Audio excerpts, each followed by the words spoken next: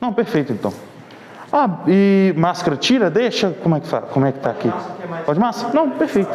Beleza, então, só para saber aqui. Então, eu já vou começar, né? Vou começar aí nos trabalhos. Olá, pessoal, boa tarde. Meu nome é Julian Araújo. Eu faço graduação em filosofia eu tenho experiência em filosofia da ciência, filosofia da lógica, filosofia da matemática, e atualmente eu estou numa essê sobre os fundamentos filosóficos da lógica, lendo autores mais clássicos e trabalhando com aspectos técnicos e as questões conceituais que envolve. Claro que eu estou falando isso aí é um tanto quanto geral, assim, quando eu apresento sobre essa descrição. Mas, enfim, na prática, o que eu estou pretendendo de mostrar para vocês aqui hoje é um esquema que, no duplo, assim, em dois aspectos, vai ilustrar algumas questões que eu conversei aqui com o Eric, aqui, que eu convivo com ele há mais tempo, e a gente vira e mexe, assim, pós-almoço, a gente discutia algumas questões, aí eu fui sistematizando essas questões, eu falei assim, não, aí o Eric deu a ideia, né, por que não você não apresentar algo mais conceitual, enquanto filósofo mesmo, ou filósofo em formação, que é o meu caso, para essas questões que a gente sempre discute. Eu falei, não, acho que é mais interessante, eu acho que eu consigo montar algo nesse formato, sim. E aí está aqui a apresentação.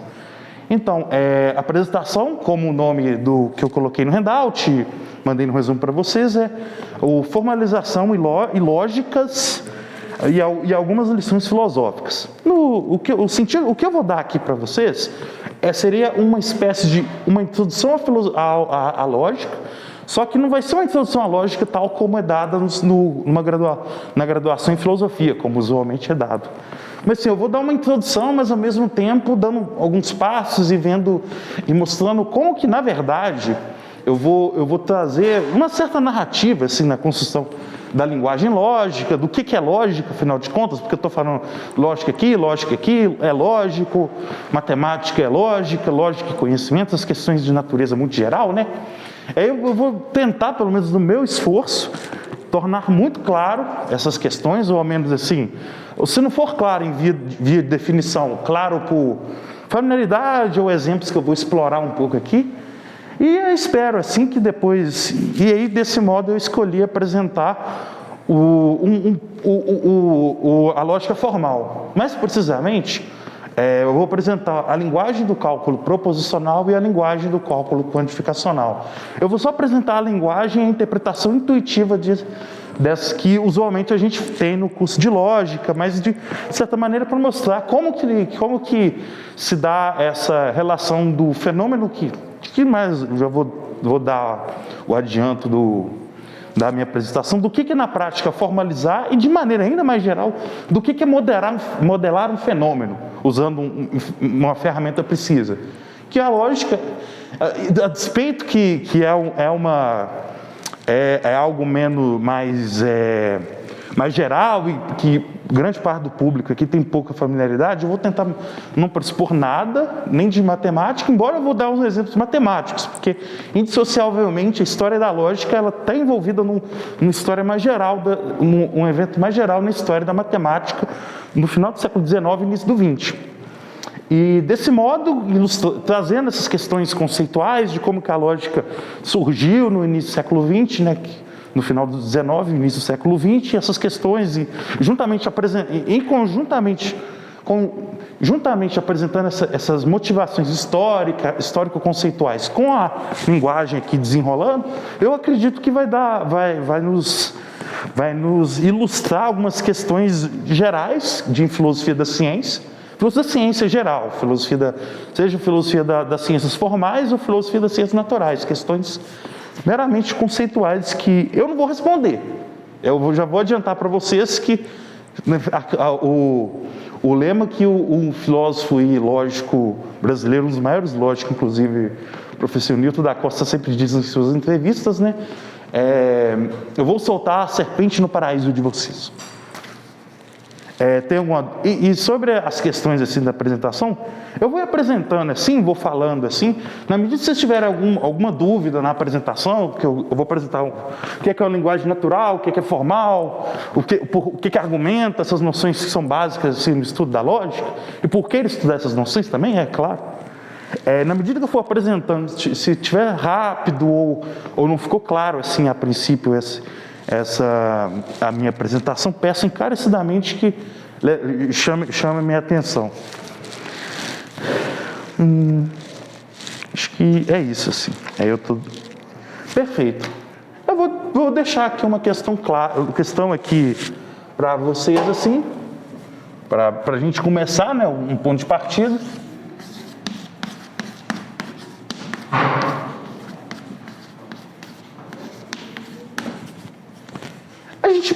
Quando a gente depara com essa questão, o que é lógica? Usualmente, aí o primeiro passo, o passo ordinário, é a gente ver como que a gente usa a expressão lógica. Correto? Perfeito. Por exemplo, nas nossas práticas de conversacionais, por exemplo, no dia a dia, quando a gente está dialogando com alguém ou conversando, muitas vezes a gente atribui a alguém, como sendo lógico, alguém que está seguindo algum padrão de racionalidade. Aí você me pergunta, o que é racionalidade? É seguir um padrão que é correto. Mas o que é correção de um padrão?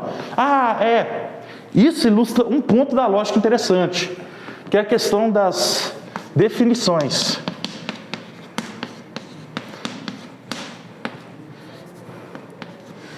Definições, esse mero exercício que eu fiz, além, claro, para ilustrar o que está em jogo, mas eu vou voltar nessa questão, que essa questão vai ser o mote, pelo menos na primeira parte, do que eu organizei aqui. O primeiro mote, assim, que de maneira muito geral, é o uso de definições. Porque, por exemplo, eu dou um estilo de definição que por exemplo, ocorre na matemática, é dar condições necessárias e suficientes para uma determinada entidade ou algo ser outra coisa. Por exemplo, eu posso definir isso, embora não seja de todo claro. Vocês sabem a operação soma, 5 mais 7 igual a 12. Parece ser o caso, a gente identifica com 5, 7, sendo nomes de numerais. A gente pode definir, assim, usualmente é feito isso, por exemplo, em teoria de conjuntos, padrão, isso que a gente vê num curso de matemática sem grandes sofisticações. Como a soma definida enquanto uma operação, ou, mais precisamente, uma função. Que a soma seria uma função, no caso, que aí teria soma para vários conjuntos, dos naturais. Os naturais, tal que... Perdão aqui, foi só um erro aqui na definição, mas agora foi aqui. Função de pares ordenados de naturais para naturais, por exemplo, que pega 5 e 7 e me dá 12. Definir dessa maneira me dá duas questões importantes. Me traz mais clareza sobre essa operação. Por quê? Porque uma vez que eu escrevo isso aqui em função, funções, isso é fácil de mostrar, são relações entre conjuntos, são conjunto de conjuntos. Por exemplo, isso aqui pode dar mais uma clareza, porque uma vez que você tem trabalhando com conjuntos, a gente consegue ter teorias matematicamente precisas, a princípio. E pelo menos isso também foi um grande mote também para a história da matemática no final do século XIX e início do século XX. Sobretudo, mas eu vou voltar nisso daqui a pouco, beleza? Mas assim, definir algo, assim, ao menos na matemática, a gente tem vários tipos de definições, mas um modo assim, pelo menos que não vai ser útil aqui, é dar condições necessárias e suficientes que uma dada entidade tem com uma outra entidade. No caso, uma operação para uma outra operação. Que isso é na linguagem da aritmética para uma linguagem de teoria de conjuntos. Que que têm o mesmo funcionamento. A gente consegue mostrar matematicamente todas as propriedades, a princípio.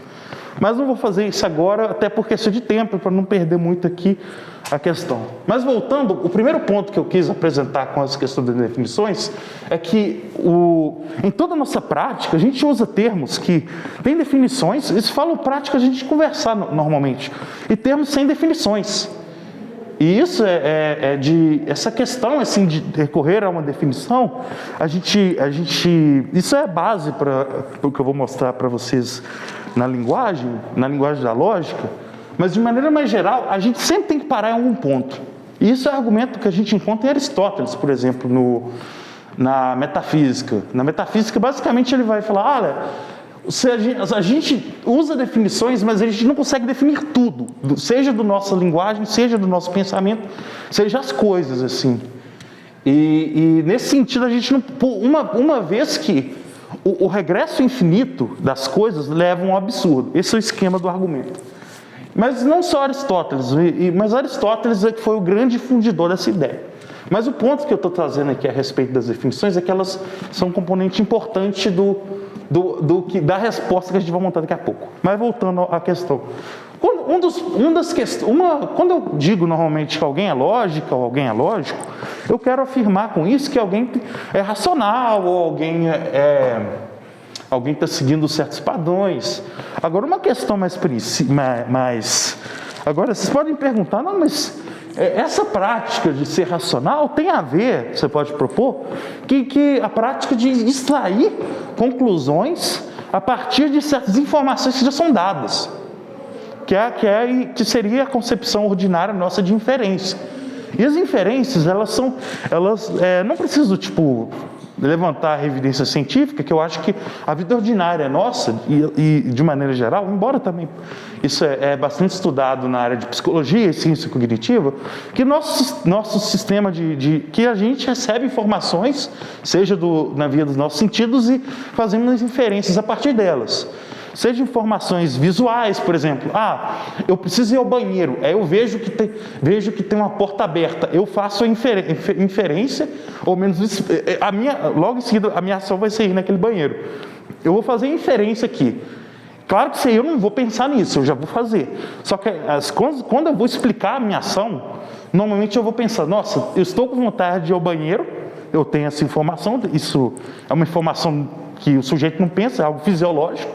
E aí eu identifico a informação pela minha visão, no caso, não só visão, mas visão para simplificar a coisa, que a porta do banheiro está aberta e o banheiro eu posso usar. Aí, desse sentido, eu já vou lá de uma vez. Isso é um exemplo de situações, no caso, situação bem prática, né, que é ir ao banheiro, de como que a inferência faz parte da nossa prática no mundo, da nossa prática, de como que a gente extrai informação.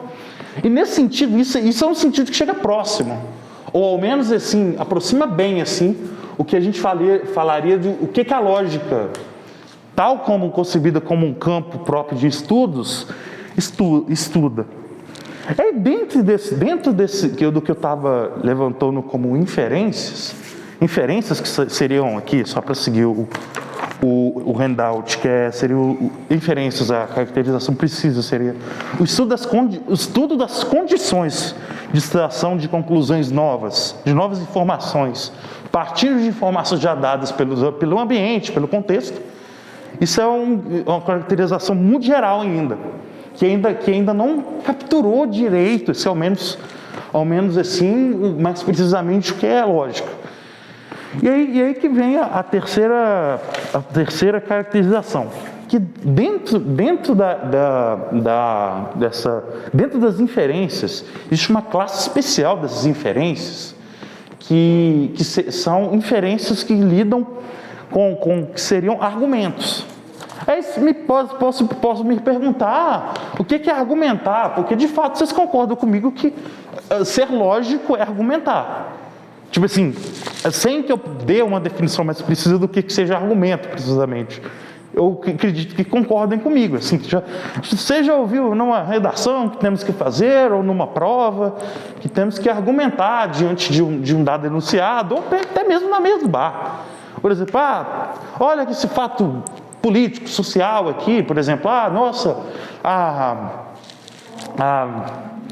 Ocorreu isso na política brasileira, eu queria que você dissertasse sobre isso, lá na mesa do bar do Cabral, por exemplo, aqui. Aí você vai falar, você vai dar suas razões para que você crê em algo. E essas razões, usualmente também a gente pode afirmar que existe uma relação dessas razões para a conclusão, uma forma que essas razões dão o suporte para a conclusão. E isso é mais uma precificação do que é o conteúdo da lógica. Eu acho que eu expus assim demais assim de início. Aí eu queria só saber que dá para acompanhar. Estou apresentando em geral sim o que consiste, apresentando um pouco mais detidamente o que essa questão significa e como que a gente aproxima dessa questão em várias abordagens. Assim, está tranquilo? Ok, mais uma vez, se tiver qualquer dúvida assim, eu só apresentei aqui definições porque mais à frente eu vou usar um tipo de definição para apresentar a linguagem, mas a linguagem é aquela coisa, eu montei o handout exatamente para que vocês não precisem decorar a linguagem, eu só coloquei todas as regras de formação, porque eu vou usar essas regras, mas eu não vou copiar no quadro, que claro, para mostrar como que funciona a prática de formalizar, no caso, na lógica. Aí, beleza, eu acho que eu vou apagar aqui, aí depois qualquer coisa eu volto e repasso para vocês. Perfeito. E quando a gente fala de argumentos, normalmente a gente fala de sentenças, por exemplo, sentenças declarativas. Porque que o argumento, a noção de argumento, ele quer provar algo que é verdadeiro ou falso, a partir de outras coisas, que a gente chama de premissa, que também são verdadeiras e falsas. E o que normalmente na nossa linguagem natural, que a gente usa o termo é verdadeiro, a gente atribui a propriedade de ser verdadeiro, são sentenças declarativas. Por exemplo, algum homem é mortal. Eric gosta de salada.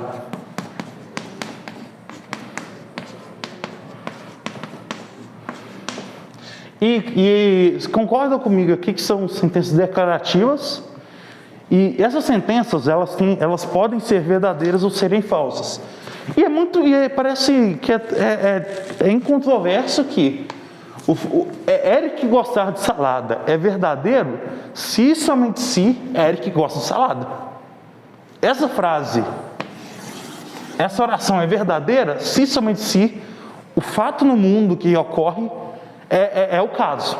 Por exemplo, o fato que o Eric, no caso, suponho que esse nome aqui está referindo ao Eric que nós conhecemos, gosta de salada, essa propriedade de gostar de salada. Só nessas condições que eu posso afirmar que essa frase é verdadeira. Pois no caso do Eric não gostar de salada, a gente atribui que isso aqui é falso. Isso é, no caso, uma sentença declarativa. Uma sentença que declara, que expressa um fato no mundo. E porque a gente tem vários outros tipos de construções sentenciais no português e na linguagem natural, assim, em grande medida. Que é, por exemplo, questões, por exemplo, alguém está aí, o que é salada? Essas questões, por exemplo, a gente não avalia como verdadeiro ou falso. Pelo menos é estranho falar.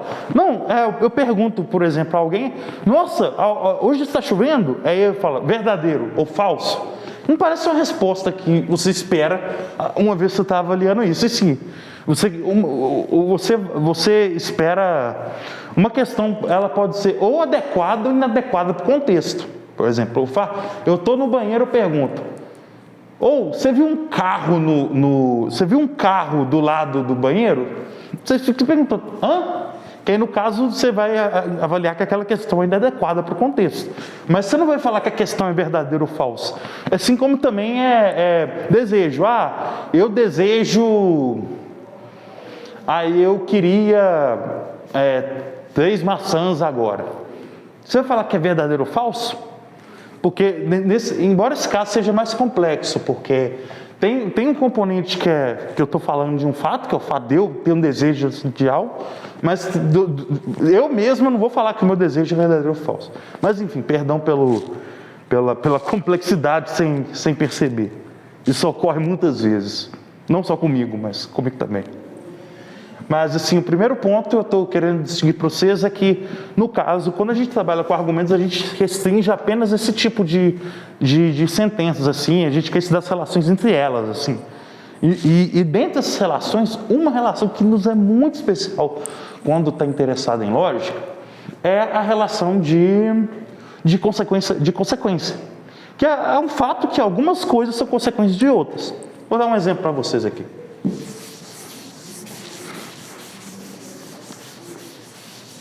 Alguém...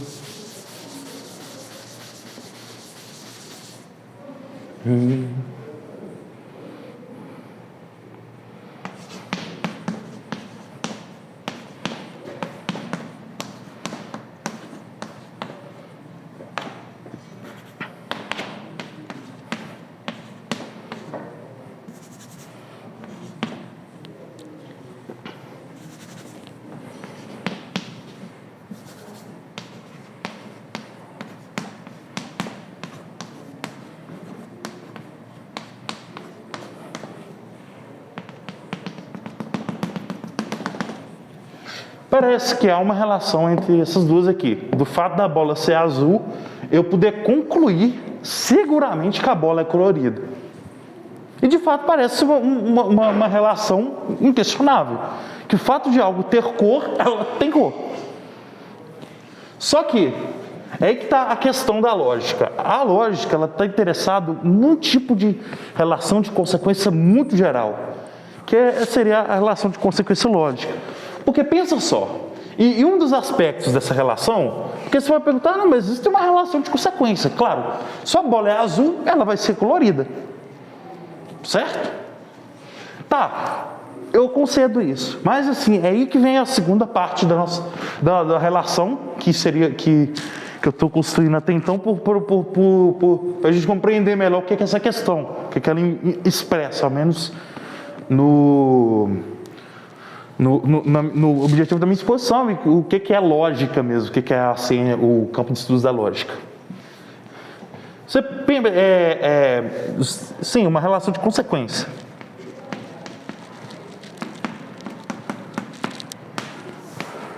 Mas é lógica?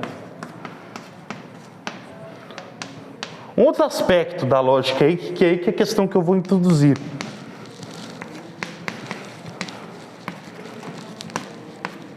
Inclusive, Eric, perdão, depois você corta isso aqui.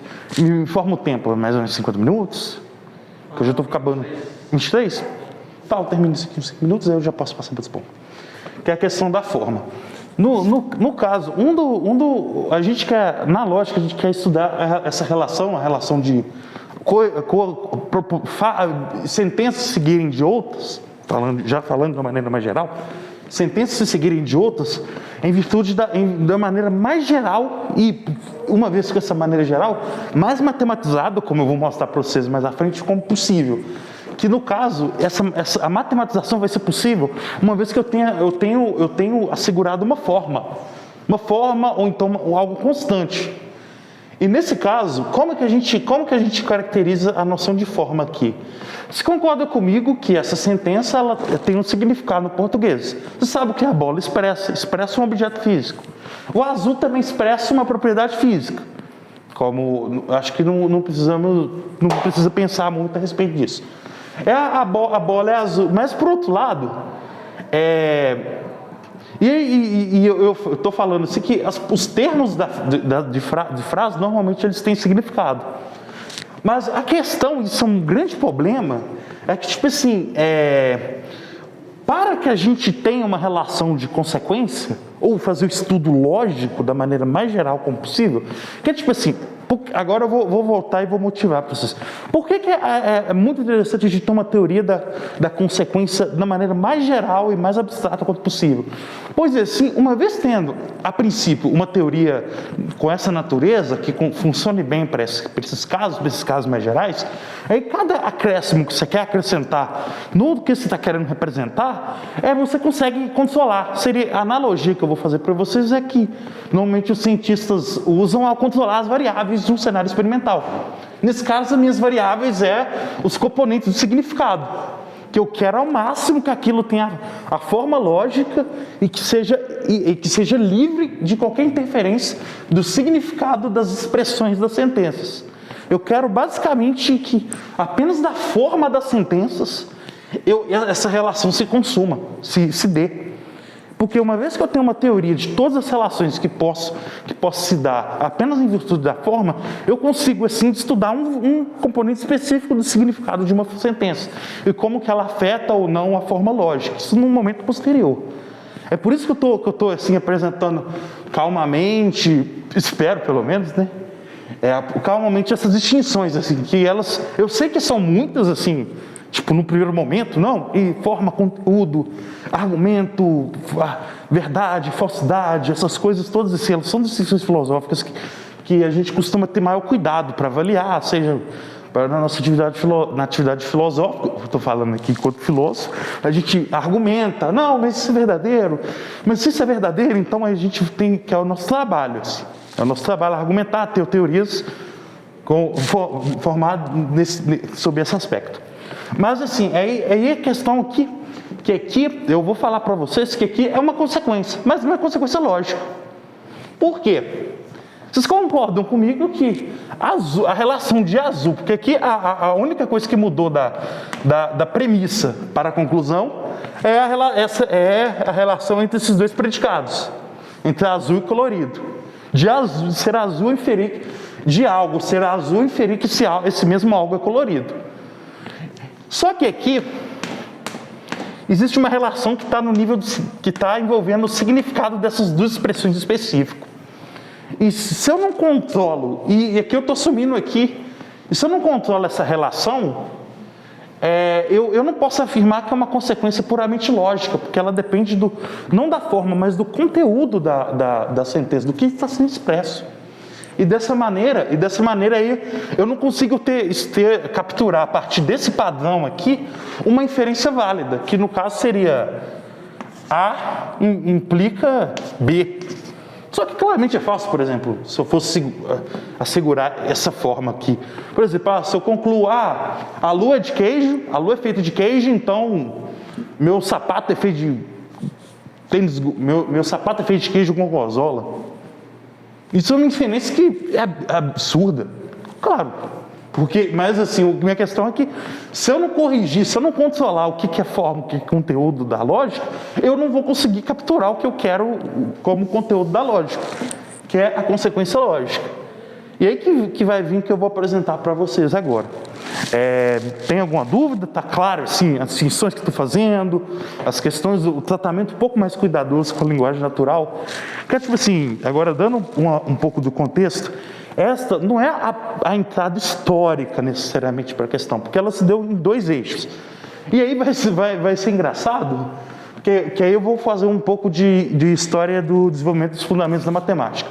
No século XVIII para XIX, uma das grandes questões, assim, dentro da matemática alemã, sobretudo, é a questão da fundamentação da análise, que foi uma disciplina matemática sofisticada, desenvolvimento da análise de maneira que é uma disciplina matemática renomada, que hoje em dia ela é uma das mais robustas na graduação em matemática, hoje em dia, mas que basicamente, grosseiramente falando, ela fundamenta o cálculo, que é indispensável que o cálculo é útil para a ciência no geral, na prática científica. E nessa época, assim, matemáticos alemães, o nome mais proeminente dessa época foi o Karl Weierstrass, perdão pelo meu alemão, que eu não sei. Mas o Karl E. Strauss foi um dos grandes proponentes para a busca do fundamento da linguagem matemática decalcada ou fundada na linguagem da aritmética. Só que aí veio a questão fundamental acerca de... Não, tudo bem que a gente quer fundamentar essas noções de cálculo, de análise, em termos da aritmética. A gente quer que a aritmética até então era a parte matemática mais básica, era a base da matemática. Aí teve uma grande discussão sobre se isso era o mesmo caso. Matemáticos como Richard Dedekind, que também é um outro alemão, teve um debate grandioso com outros matemáticos. Deixa eu lembrar. Mas Dedekind foi um dos que, naquela época, Dedekind, como que chama? O francês... A intuição, deixa eu lembrar. Poincaré. Houve debate em círculos matemáticos fervorosos, eu posso até dizer, a respeito da natureza da aritmética, dos números. É nesse contexto que vai entrar o filósofo Gottlob Frege. E vou fazer aqui a propaganda, porque essa camisa que eu estou usando aqui, ela é exatamente desse filósofo. O que ele vai... Aí eu vou explicar e vou mostrar aqui o que eu estou usando essa camisa aqui, que aí tem uma razão específica. O Frege é um filósofo que ele é de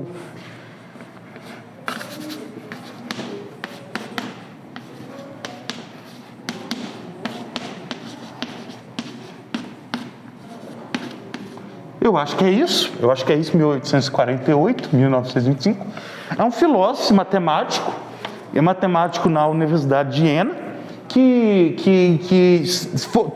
teve a sua formação em matemática e a princípio trabalhou na Universidade de Jena dando aula de matemática, de análise, de geometria, só que ele rapidamente quis participar dessa discussão a respeito dos fundamentos da matemática, acerca da natureza do número, e se a aritmética era tão certa assim, né? Uma vez que a grande empreitada naquela época era fundamentar todas as noções da matemática na aritmética. Aí desenvolvendo noções que hoje em dia a gente usa, vira e mexe funções, relações, essas funções, isso não era pré-paradigma da teoria de conjuntos, como eu vou informar um pouco mais à frente. Mas o Frege, o que ele faz, assim, ele argumenta aqui o seguinte: não, eu quero mostrar que os fundamentos da aritmética, eles estão totalmente, eles não têm fundamento. Na verdade, ele está mostrando que o debate até então estava indo com uma direção pouco filosófica. E o que ele faz, eu vou dar passo para trás, vou me tomar a posição de um filósofo e vou tentar trabalhar isso da maneira mais precisa possível. Aí surgiu a lógica. Na verdade, a lógica surgiu pela seguinte razão. Ele tinha uma tese filosófica que era o seguinte: todos os juízos da matemática são juízos lógicos. E eu consigo demonstrar isso em todos os juízos da matemática, sobre números, sobre relações entre números, sobre geometria. Ele tinha uma opinião diferente, mas isso não vem ao caso. Mas sobre a aritmética, que estava sendo o grande objeto, que todo mundo estava confiando, usando exatamente definições para reduzir no mais básico, ele queria mostrar que o debate todo estava indo em direções erradas e que o único jeito de a gente fazer isso é formalizando, adotando uma linguagem pura, livre de ambiguidade, embora mais simples que a linguagem natural, para que a gente consiga capturar o raciocínio matemático de maneira precisa. E nesse caso ele desenvolveu a obra dele que chama Conceitografia.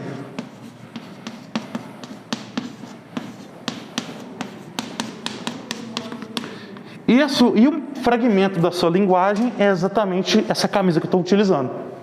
Que eu não vou explicar isso assim, mas a camisa, vocês podem ter uma experimentação do tipo de coisa da conceitografia do Frege, que isso é uma expressão da conceitografia dele. Que aí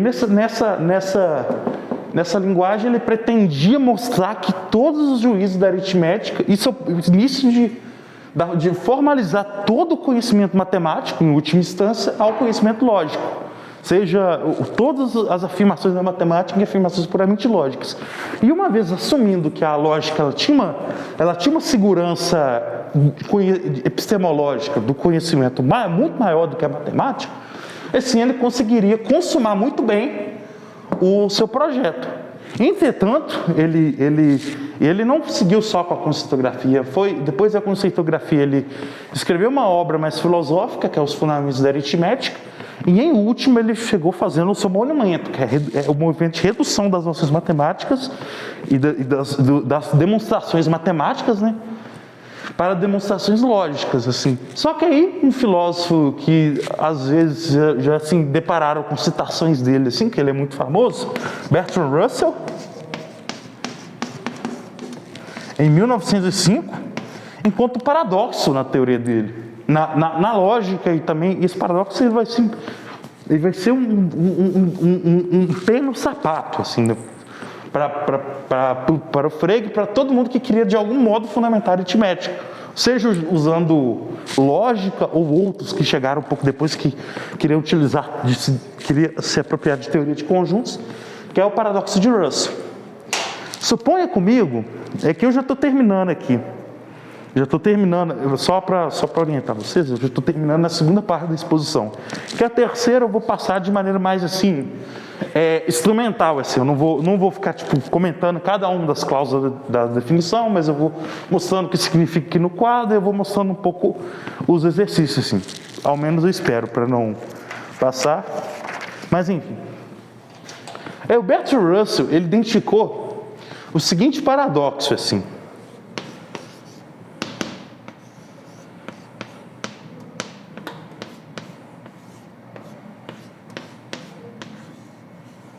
Concorda comigo, assim, em teoria de conjuntos que a gente aprende no ensino médio, que normalmente a gente utiliza para definir um conjunto uma dada propriedade?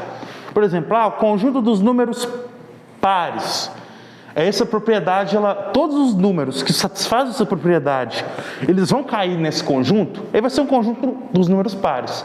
A gente utiliza muito o uso de propriedades para a gente indicar esse conjunto e afirmar a existência desse conjunto.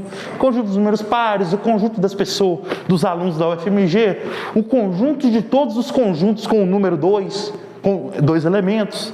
Que a gente pode fazer, a teoria de conjuntos nos permite, embora a teoria de conjuntos nessa época ela estava surgindo paralelamente, junto, né, na mesma época com o Cantor. Isso na mesma época, assim. Embora o Cantor é mais da Bielorrússia, enfim, mas eles se comunicaram, sim, eles tinham até uma certa rixa, assim, com respeito à natureza de conjunto, e o Frege tinha uma a respeito disso, mas o ponto aqui dessa expressão aqui é o seguinte: a gente pode falar que toda propriedade define o conjunto. Essa é uma hipótese. Então, aí vamos assumir a seguinte propriedade: a propriedade de todos os conjuntos que não pertencem a si mesmo. Aí você pode perguntar, mas como assim? Aí, por exemplo, vamos supor o conjunto dos alunos da UFMG.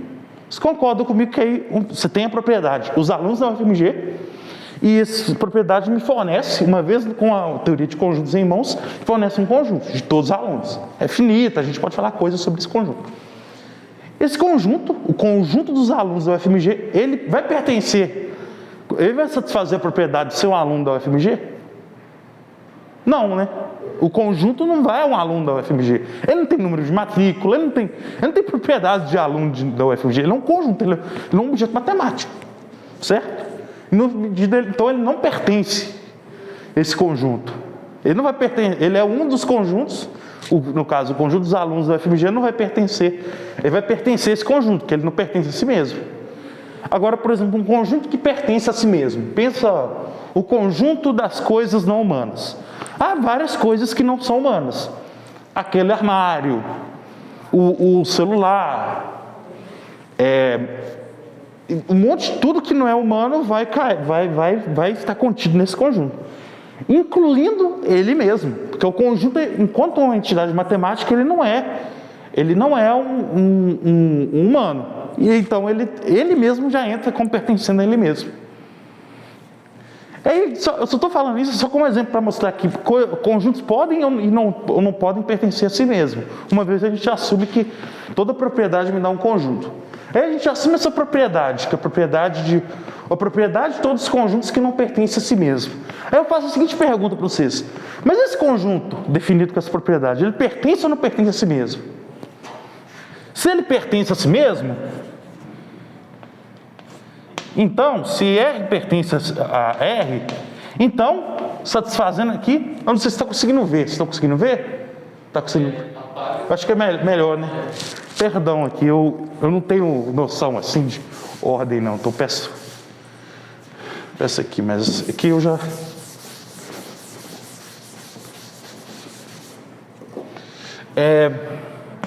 Suponha um conjunto R, como eu havia dito, que ele é definido sobre a propriedade ele é definido sobre a propriedade de todos os conjuntos que não pertencem a si mesmo. Aí eu pergunto, o próprio conjunto R, ele pertence a si mesmo ou não? Suponhamos uma hipótese. Se ele pertence. Se ele pertence a si mesmo, concorda comigo que ele tem que satisfazer essa propriedade aqui? Ok. E aí, se ele satisfaz essa propriedade, ele implica que R não pertence a R. Estranho. Se o conjunto pertence a si mesmo, então isso implica fortemente, depois eu vou mostrar o sinal que implica que é uma seta. Isso implica que ele não pertence a si mesmo. Agora vamos supor que ele não pertence a si mesmo. É só uma digressão, gente. Eu estou apresentando as coisas assim, assumindo que vocês tenham familiaridade assim com notação de teoria de conjuntos do ensino médio, beleza? Suponha que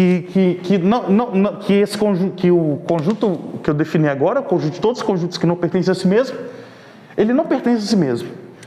Ele faz a cláusula da definição e, pela definição do próprio conjunto, né, que é uma propriedade, esse próprio conjunto, ele pertence a si mesmo. E nesse caso, a gente junta aqui, um conjunto pertence a si mesmo se e somente se ele não pertence a si mesmo. Isso facilmente se deriva uma contradição. Há e não há. E uma contradição é algo que tanto na matemática e na lógica ela é muito danosa. Por diversas razões. Por exemplo, ela te possibilita de provar qualquer coisa. Na verdade, ela te possibilita porque ela faz com que você pode provar qualquer coisa. Uma vez que você tem algo totalmente falso, porque uma contradição sempre é falsa, você assume como antecedente que tudo é falso, então o consequente é verdadeiro, seja qualquer coisa que for. Por exemplo, se eu tenho uma contradição, como premissa do argumento, eu posso provar que a Lua é feita de queijo, que a Lua não é feita de queijo, que eu tenho 1,75 e eu não tenho 1,75, que posso provar qualquer tipo de coisa. E a gente quer que a nossa teoria sobre a relação de consequência lógica não tenha essa propriedade, senão ela é inútil, correto? Por essa e outras questões fez uma discussão imensa, e esse desenvolvimento fez com que se desse mais atenção por essas questões mais lógicas, que é a que eu vou apresentar agora. Ele já vai para a terceira parte e a parte final, assim. Perdão, quanto tempo que eu tenho aí? Só para não... Tem mais 20 minutos. 20? Ok. Deixa eu tomar uma água aqui. Eu descansei um pouco. Eu posso andar aqui? Como é que é o fio aqui? Tá ali na minha bolsa ali, por favor. Perdão aí, gente, eu falo demais, eu vou falando aqui, a ideia e aí peço paciência. E se não estiver entendendo, claro, fiquem totalmente à vontade para me chamar a atenção e perguntar, esclarecimento. Embora no final, se possível, a gente tenha um momento de discutir mais assim. Aí, como eu estava dizendo, aí a gente tinha uma necessidade, por conta dessas expressões, assim, no estudo de fundamentos da matemática, o estudo da lógica e da teoria de conjuntos, existe uma pressão por parte da lógica, isso os argumentos do Frege, por exemplo, e não só Frege influenciou uma tradução de matemáticos. O Bertrand Russell ali, o próprio Hilbert, um pouco tempo depois, ele vai engajar nesse projeto de formalização de uma maneira estrondosa e trazendo grandes revoluções. Mas, de maneira geral, assim, uma tendência que fica nessa época, e que perdura até hoje, que parece que seria vantajoso, e é vantajoso que a gente tenha, trabalhe com linguagens formais para trabalhar esse tipo de relação, para estudar esse tipo de relação de uma maneira substancialmente mais informativa. E aí que vem a questão de sistemas formais. Isso é, a lógica enquanto um estudo da relação de consequência lógica, que a gente expressa formalmente assim, que aqui é um conjunto de premissas, aqui é uma conclusão qualquer, que é o estudo dessa relação aqui. Essa relação ela vai ser definida de acordo com a linguagem que vai estar aqui. Eu não vou apresentar, mais uma vez, eu vou dizer para vocês que eu não vou apresentar tal como está aqui. O máximo que eu vou utilizar, e aí se vocês quiserem dar uma acompanhada, é nos diagramas, que eles vão ilustrar um pouco como é que funciona.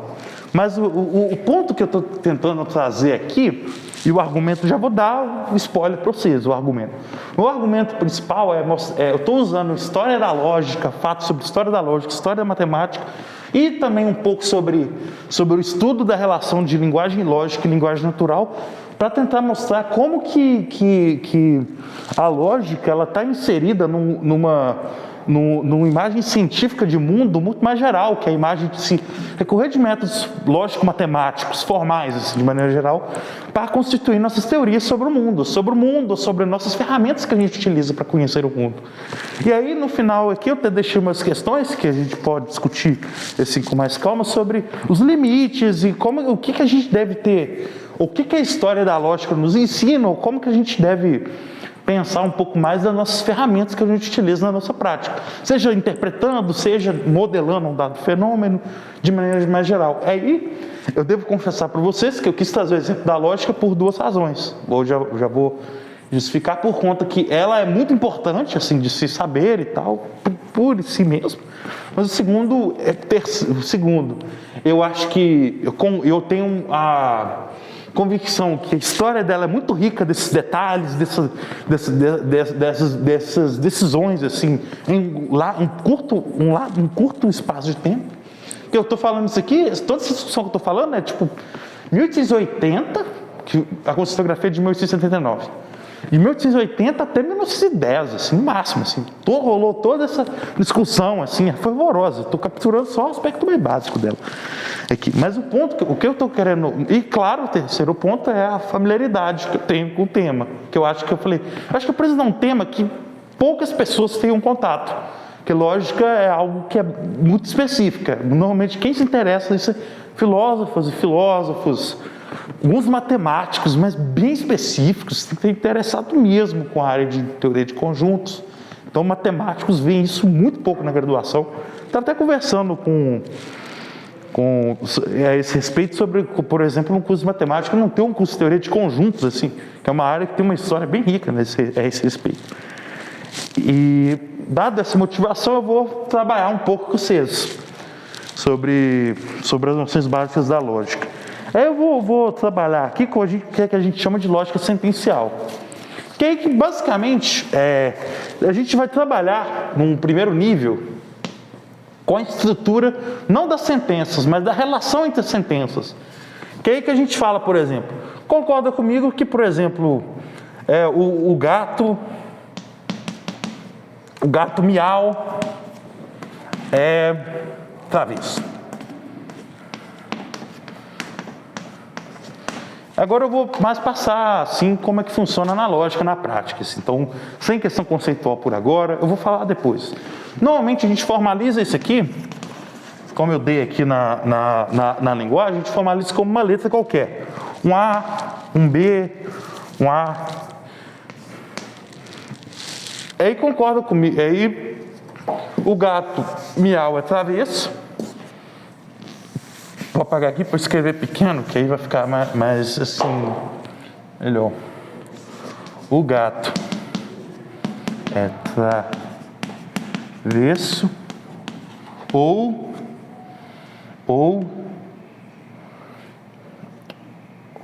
quieto.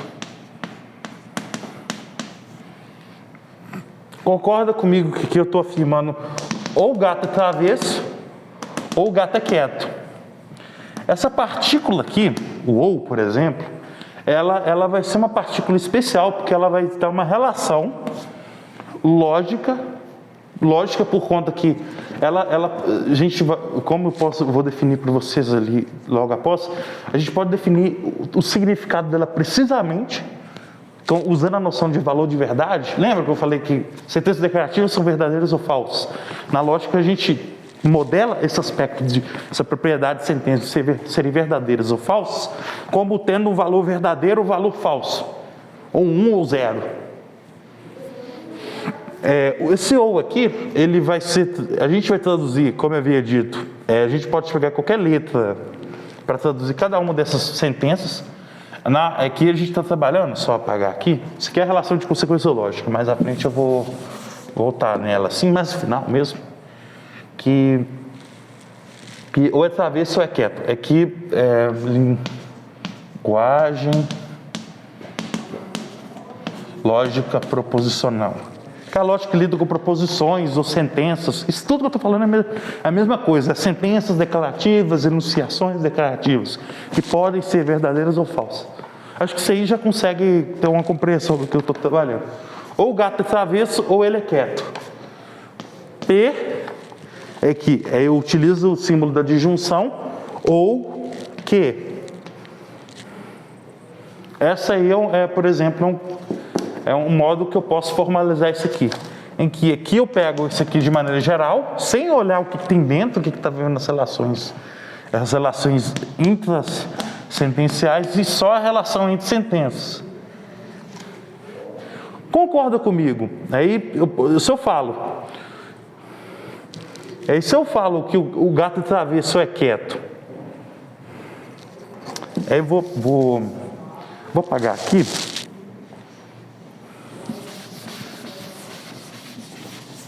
O que eu vou fazer aqui agora, só para ficar claro?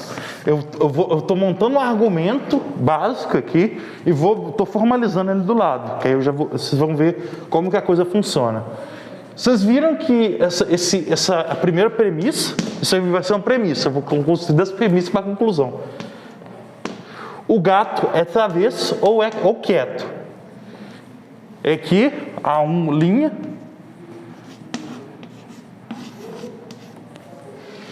Suponhamos também que a gente tem uma segunda premissa. O gato não é quieto.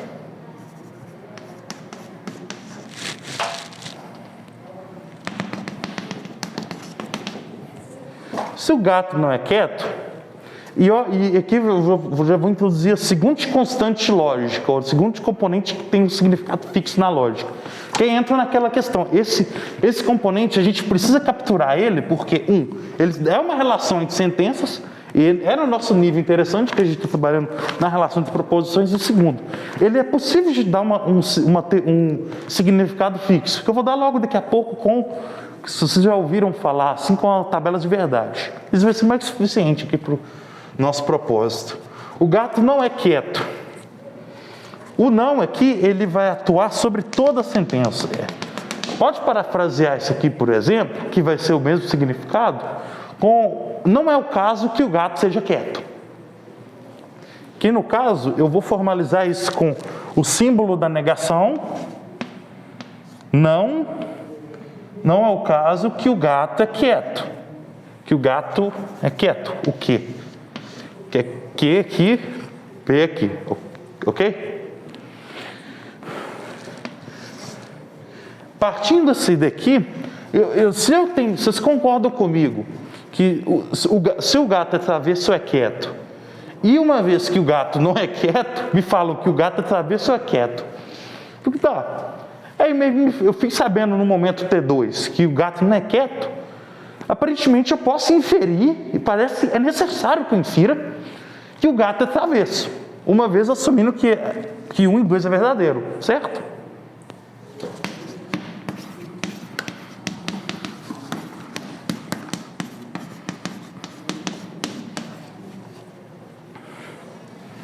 Três linhas.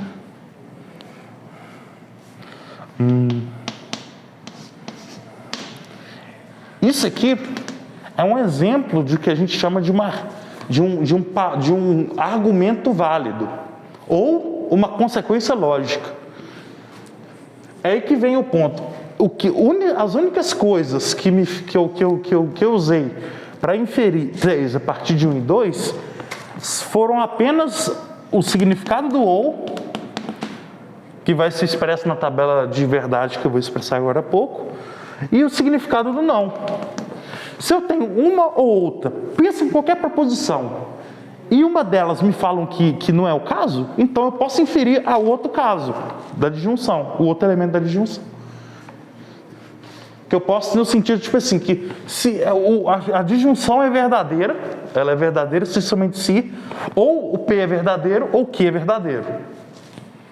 Mas o não Q não é verdadeiro.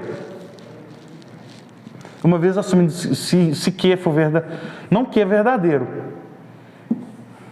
Portanto, a única situação possível que pode ser seja P, porque não pode ser não há caso em que ao mesmo tempo, sobre o mesmo medida, Q e não Q sejam ambas verdadeiras. Porque a negação ela é definida como o valor contrário ao valor da afirmação. Pensa assim, se Q é verdadeiro, então a negação vai dar falso para ele. E se for falso, a negação vai fazer que essa afirmação seja verdadeira. Se essa afirmação é falsa, então ela é verdadeira. A negação fará com que ela é verdadeira. Anexar a negação do lado dela. E o caso contrário ela seja falsa, a negação tornará ela verdadeira. Isso aí é um exemplo de como que a gente formaliza essa questão, assim. Aí no caso, a noção sobre a noção do significado, o que eu estava dizendo de maneira geral é que eu vou pagar aqui, né? Que eu acho que ainda vou utilizar aqui. É que quando a gente estuda esse nível, tem uma ferramenta muito útil que no caso...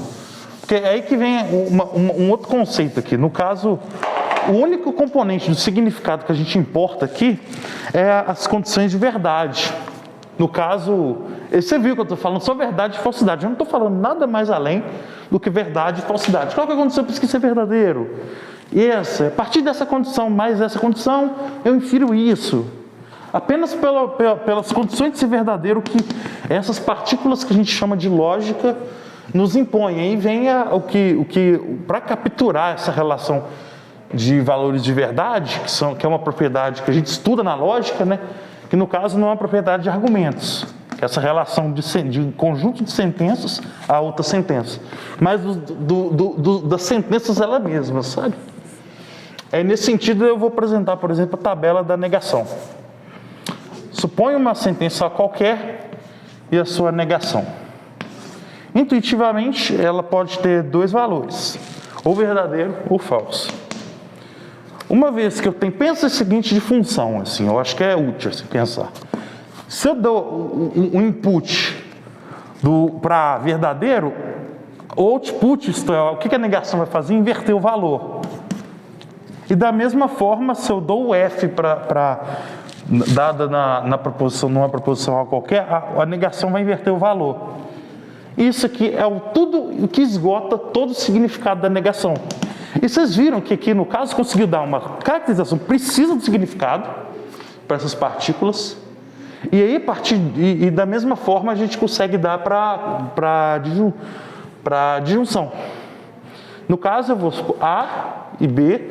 Só aqui para ficar claro que A e B eu estou supondo são sentenças quaisquer, assim. Eu estou supondo como uma variável de ordem superior, só termos formais, assim. Opa! A ou B. E aqui, o que eu faço aqui? Eu coloco todos os valores aqui, eu rearranjo todas as combinações possíveis dos valores, eu vou calcular a partir disso, assim. É isso que a tabela está expressando. No caso, verdadeiro, verdadeiro, falso, falso. Verdadeiro, falso, verdadeiro, falso. Assim eu expresso todas as combinações que é possível. E aqui só para falar a combinação, a ordem não importa aqui. Se ambas são verdadeiras, se B e A é verdadeiro, A e B também vai ser. Se A e B é verdadeiro, B e A também vai ser verdadeiro. A ordem que isso aqui não importa na coluna que a gente vai ver. A disjunção, isto é, A ou B, é verdadeiro somente se uma delas são verdadeiras, intuitivamente falando, certo? Se ambas são verdadeiras, a gente pode afirmar com segurança que é verdadeiro. E mais uma vez aqui na segunda linha, se uma delas na segunda linha, A é verdadeiro e F é falso. Se uma delas é verdadeira, já satisfez. Então a gente pode falar que a segunda linha também fornece, diz que A ou B é verdadeiro. No mesmo caso aqui. É que só no final que não vai satisfazer a condição, que afirma que uma delas tem que ser verdadeira. Que aqui eu afirmo que é falso. Isso aqui esgotou o significado do disjunção, na lógica. E aí, basicamente, no caso, a lógica nesse nível nos dá é que a relação de consequência lógica, que é a relação de um conjunto de premissas e conclusão, vai basear exatamente no significado dessas partículas aqui, da negação, do do ou, do implica. Tem do se, somente se, mas o se, somente se a gente pode definir como implica de um lado e implica do outro. Mas eu vou colocar aqui por conveniência. Aí nesse caso, assim, eu só quis passar um exemplo assim, de como que a linguagem natural funciona e essa relação. E aqui no diagrama aqui do handout, o primeiro diagrama, ele vai mostrar como que eu dei as regras para formar qualquer sentença da linguagem e como que essas sentenças são formadas. E no caso, o que eu posso formar é que há infinitas sentenças aqui. Porque intuitivamente eu vou mostrar isso. Se tem P ou Q, se eu tenho Q', que está na linguagem, eu posso adicionar outra disjunção. Eu posso adicionar outra disjunção. Isso assim, indefinidamente. Eu estou criando objetos da nossa linguagem, que podem ser verdadeiros ou falsos. Essa linguagem. Mas o ponto mais geral aqui é que uma vez que eu tenho precisamente, e eu dá para dar todas as tabelas de verdade desses componentes aqui. Eu não vou passar por questões assim, de conveniência, mas porque seria um outro ponto assim. Mas grosseiramente falando assim, uma vez que eu tenho uma caracterização precisa do que significa cada um desses componentes, e que são as constantes e as variáveis, que seriam as letras sentenciais, elas vão funcionar na medida que você vai interpretar que cada caso ou ela é verdadeira ou ela é falsa. Aí a gente pode caracterizar o que significa a relação processológica aqui. A gente diz que uma dada conclusão se segue das premissas, uma conclusão se segue logicamente das premissas, isto é, a conclusão é uma consequência lógica das premissas, e aqui as premissas é caracterizada de uma maneira muito geral. Se somente se, em todas as circunstâncias, no caso das atribuições de valor de verdade, precisamente, em que as premissas são verdadeiras, a conclusão também, necessariamente também em virtude única e simplesmente da sua forma lógica. E esse o que a linguagem lógica nos fornece, que é uma forma que, embora um tanto quanto simplificada, como a gente pode ver, por exemplo, que aqui não captura, por exemplo, sujeito e predicado, como eu expressei aqui, não captura a relação de sujeito e predicado, não consegue exprimir, num primeiro momento, a relação de todo A é B, não consegue exprimir a relação de predicado, de relação entre predicados, por exemplo, todo humano é animal. Logo, se eu sou humano, então eu sou animal. Se eu for basear nisso daqui, eu não vou conseguir. Eu não vou conseguir exprimir isso, essa relação que é um argumento clássico. Sócrates é homem, todo homem é mortal, Sócrates é mortal. Sócrates é homem, todo homem. Isso.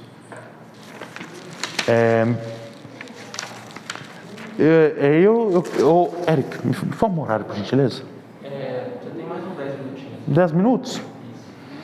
Eu vou fazer o seguinte, então, eu vou apresentar, espero que você tenha entendido como é que funciona a linguagem, eu vou apresentar um pouco mais rapidamente a linguagem de quantificação, só tipo assim, coisa rápida, que aí no final já fecha assim, e eu acho que já exprime um pouco assim, o que a lógica busca, e que na verdade é formalizar, no caso, que é uma empreitada da lógica, e como que isso é na verdade uma atitude que ela perpassa não só a lógica, mas a prática científica no geral. Porque algumas inferências, eu não quis tratar delas aqui, elas são tratadas não na lógica, porque a questão da lógica aqui, ela está tratando em virtude da forma das sentenças. Outros tipos de inferências, por exemplo, inferências estatísticas, indutivas, de maneira geral, elas são tratadas em outro campo de conhecimento que é tão valoroso quanto, e até mais útil, assim, na prática, mais utilizado, melhor dizendo, perdão, na prática científica, que é as inferências estatísticas, inferências indutivas estatísticas ou probabilístico-estatísticas, mas só que elas já não respeitam esse padrão, que elas dependem do conteúdo das premissas. E isso não é em todos valorizando, isso já não cai fora do escopo da lógica a princípio. Que a lógica estuda a coisa mais geral. E por isso que ela é de tão esmero para linguistas, para filósofos, para matemáticos, e assim vai, por exemplo. Assim, pelo menos de início, assim, na sua história. Claro que hoje em dia, com o desenrolar disso, ela está vendo implicações em campos de saber cada vez mais assim, impressionantes, devo confessar para vocês. Assim.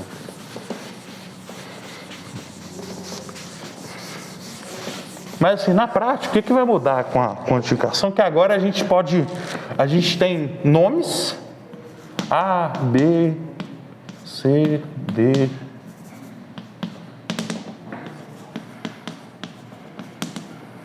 Que seriam os nomes na linguagem ordinária: João, Julián, Eric, e assim vai. E aqui a gente pode exprimir predicados, TX. Esse X aqui nomes, é variável, melhor dizendo, X, Y, Z, mas no caso que eu coloquei funciona como índice mesmo, variável, que seria os nossos pronomes, por exemplo, ela, ele, aquilo, aquele, isso tudo vai ser capturado com a noção de variável, e vai ser capturado na linguagem lógica aqui, que nos é relevante, pelo menos assim, apresentando aqui. E aqui a gente tem PX, PY, P, Q. É que a diferença aqui é minúsculo e maiúsculo. Eu escrevo mais marcando essa diferença pelo tamanho, dobrando assim, ou até mais.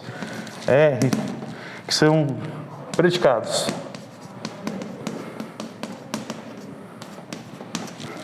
Aí uma sentença como, por exemplo, pegarem um giz aqui. Não, estava pequeno aqui. Vou tentar a conta aqui. Uma sentença, por exemplo, como Sócrates é rei.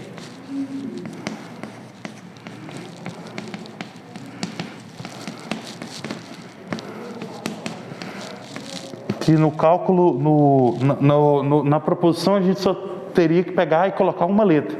Agora, com essa linguagem mais rica, a gente pode expressar ser rei como R e Sócrates como um S.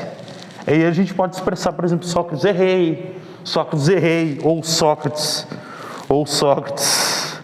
é um demônio. E a gente pode expressar de maneira mais fina, que é Sócrates, um demônio, ou Sócrates é rei. E outra coisa que essa análise intrasentencial lógica nos permite é agora introduzir a noção de quantificação.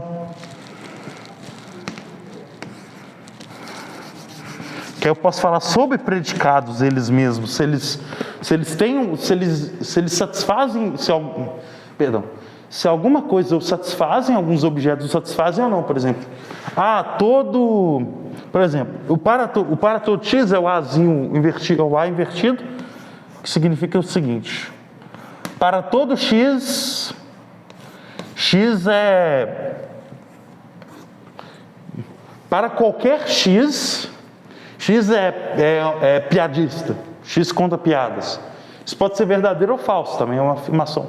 É uma afirmação portadora de verdade ou falsidade. E isso daqui, por exemplo, possibilita capturar novos padrões argumentativos. Por exemplo, agora eu posso muito bem afirmar e eu continuo usando esses símbolos aqui. Eu expandi a linguagem para essa linguagem que a gente chama de cálculo quantificacional ou lógica de primeira ordem, como usualmente nos é chamado na lógica. Que no caso vai ser só... tipo assim, todo homem é mortal.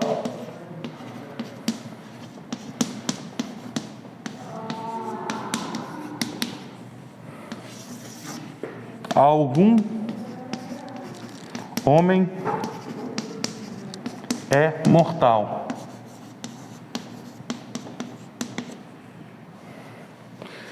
Parece válido, não parece? O que mudou é do todo para algum. Intuitivamente, assim. Aí tá. Se fosse na linguagem que a gente trabalhou agora há pouco, isso seria passar de Q para P. De Q para P. De uma proposição qualquer para outra proposição qualquer. Agora, na nossa linguagem, a gente pode formalizar da seguinte maneira. Esse aqui expressa todo para qualquer algo, para qualquer X. Esse X tem essa propriedade, ou está sob essa relação, uma relação. Mas é porque isso aqui dá para generalizar para relação, mas pensa no predicado que não vai ser útil. E aqui eu falo que existe alguma coisa que instancia esse predicado. Que aqui, todo homem é mortal? Então, para todo X... O parênteses aqui é só para dar ordem aqui. De X é homem, e então X é mortal. Esse X aqui é falando algum X, é um pronome, como eu vi dito. Para qualquer pessoa que é mortal, para qualquer pessoa que é um homem, então é mortal. Essa é a primeira premissa. A segunda diz que existe um homem que ele é mortal.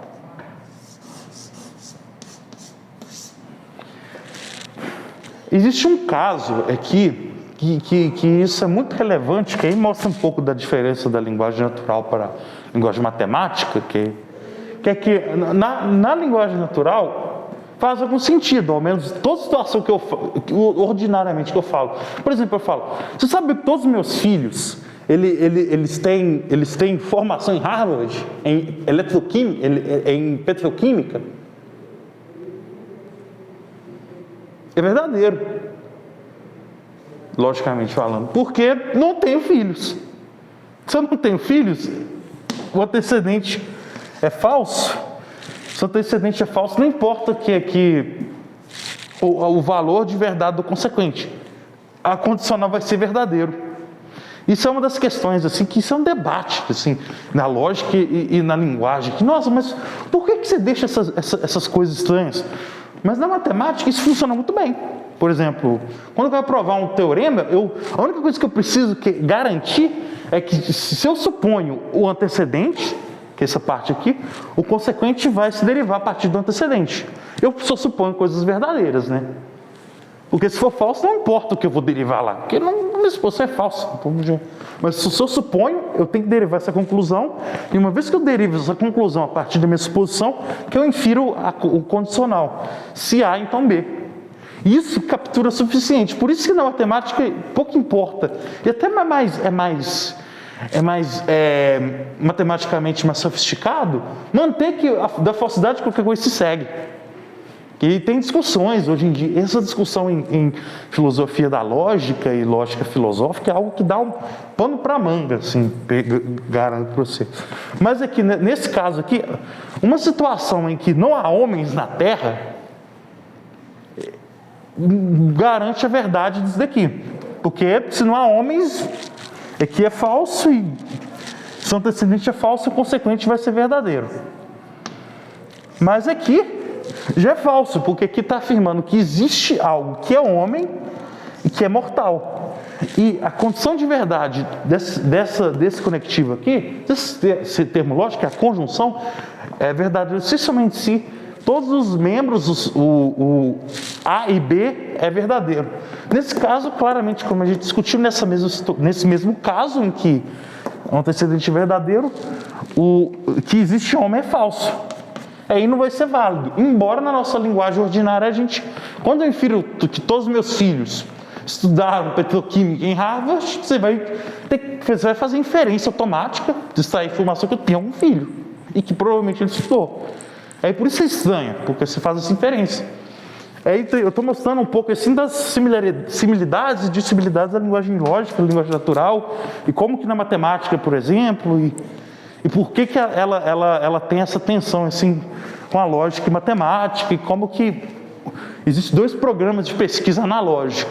Tem os lógicos matemáticos, que eles trabalham com propriedades puramente matemáticas, assim, que na prática, a lógica, agora eu vou só fechar a minha apresentação, falar como está o estado de arte da lógica hoje em dia. Elas dividem os dois mais instrutivos aqui para a minha apresentação.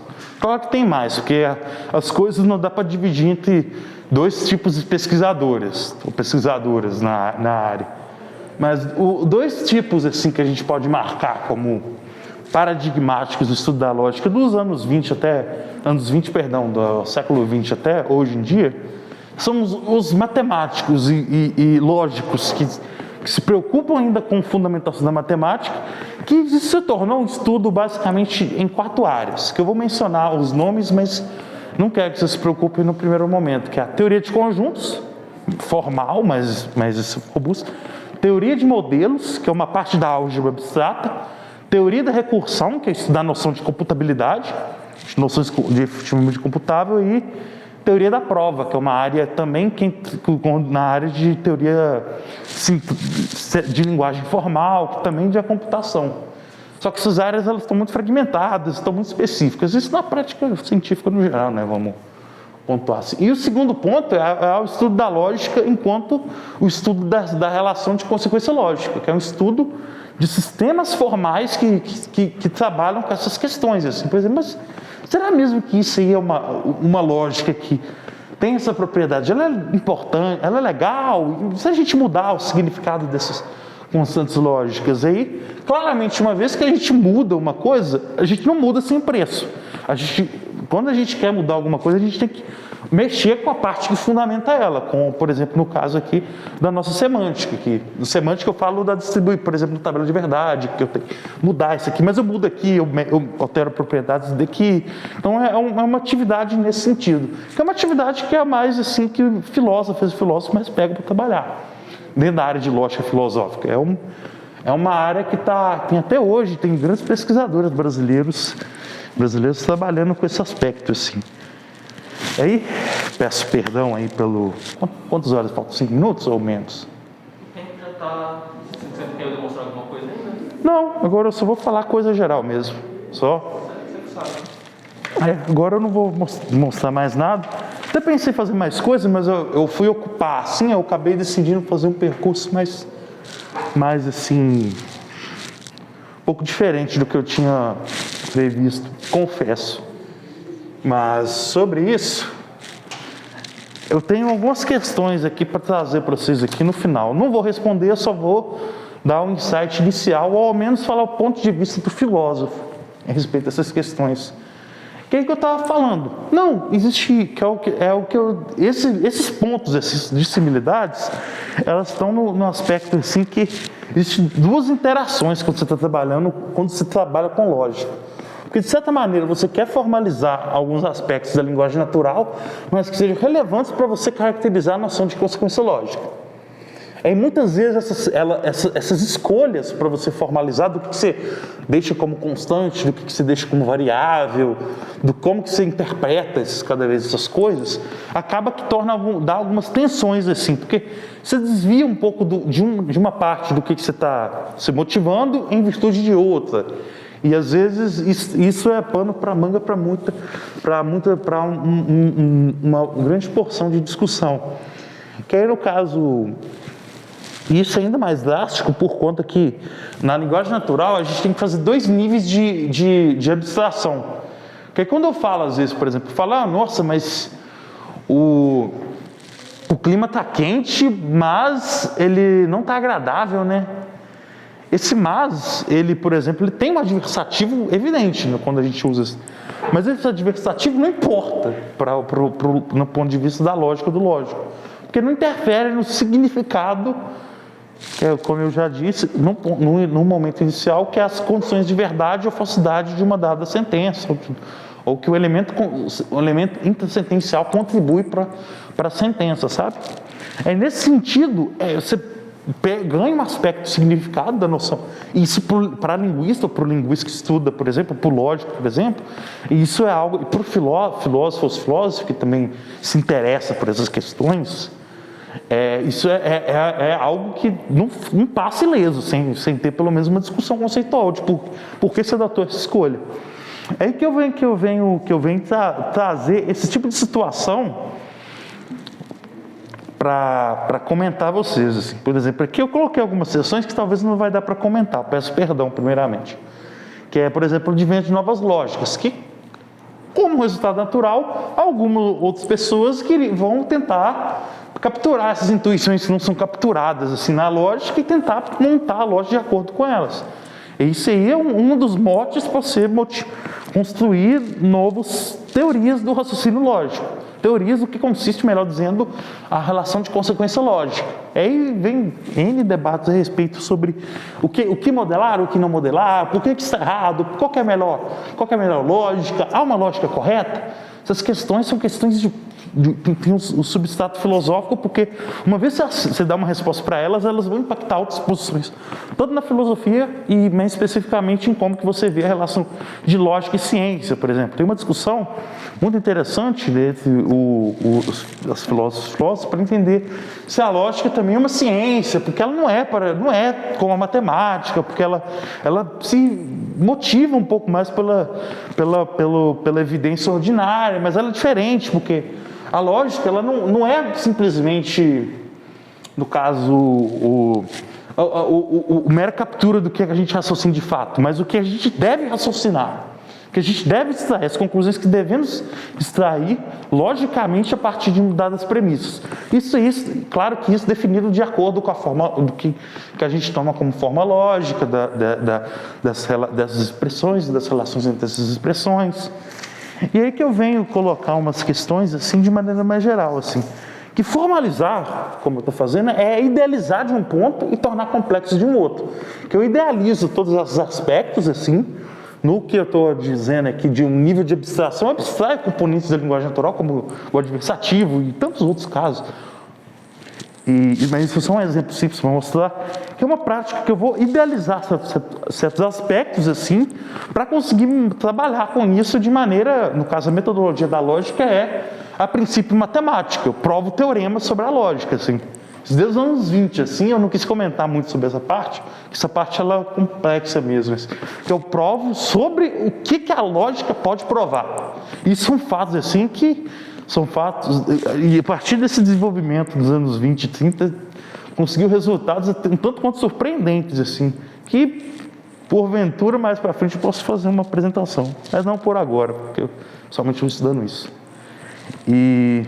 Mas a questão assim, que eu acho assim, que ainda perdura nesse assunto é a questão que, querendo ou não, a prática de formalizar, de construir uma linguagem formal especificamente para definir essa relação de consequência lógica, ela ainda tem esse aspecto que é similar à prática científica, de maneira geral.